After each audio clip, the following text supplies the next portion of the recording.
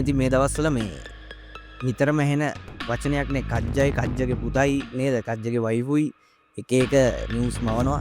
ඉතින් මේ කජ්ජගේ පුතා ගැන තව නිවුස් එකක් නැවිලා තියෙනවා මම මේක කියන්න ඕන නිවුස් එකක් ඉඳන් මම මේ අරන් ආවා. ටයිටල් එක තියෙනවා මෙන්න මේ වගේ. කජ්ජාගේ පුතාගෙන් පොලිසිය ප්‍රශ්න කරයි. නෑදෑයුණු කැඳවයි. මෙන්න මේ විදිහට තමයි ටයිටල් එක තියෙන්නේ. බලමු වැඩි දුරටත් මේ සම්බන්ධව මොකද්ද තියෙන්නේ.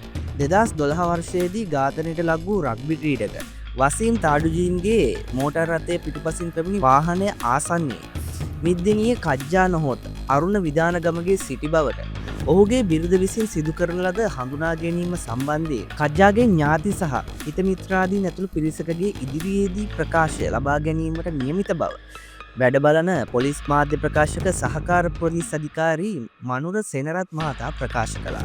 අවශ්‍යතාවයක් මතු වුවහොත් කජ්ජාගේ පුතාගෙන්ද නැවත ප්‍රකාශයක් ලබා ගැනීමට සැලසුම් කර ඇති බව වැඩ බලන පොලිස් මාධ්‍ය ප්‍රකාශකවරයා සඳහන් කළා. මෙම ප්‍රකාශය සිදු කරන ලද්දේ අනුර විධානගමගේ පුත් ඉදුවර විධානගමගේ විසින් මීට පෙර මාධ්‍ය වෙත අනාවරණය කළ තොරතුරු සම්බන්ධයෙන් කළ විමසීමකට පිළිතුරුත් වශයෙන් 2012 වසරේ තාජුදීන් ඝාතනය සිය පියා සම්බන්ධ බවට මව අපරාධ පරීක්ෂණ දෙපාර්තමේන්තුව හමුවේ ප්‍රකාශ කළ නමුත් එය අසත්‍ය ප්‍රකාශයක් බවට පුතා ප්‍රසිද්ධියේ ප්‍රකාශ කළ තිබුණා.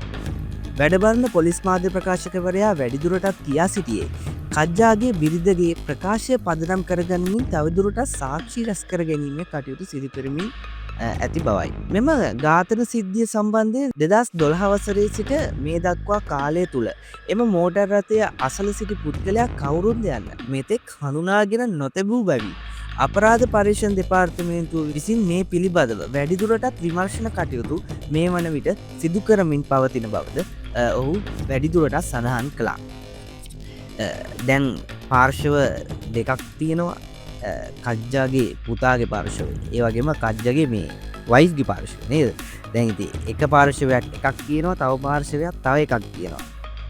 ඒත් එක එක නිවුස් මැවෙන හින්දා මේකේ නඩු කටයුත්ත තවත් යන හින්දා මේ දේවල් වලට මුකුත් නොකිය බෑ කියලා බෑ. ඒක හින්දා අපි දැනට මේ නිවුස් එක මෙහෙම තියලා ඉදිරියේදී මේ සම්බන්ධයෙන් එන නිවුස් මොනවද කියලා බලාගෙන ඉමු.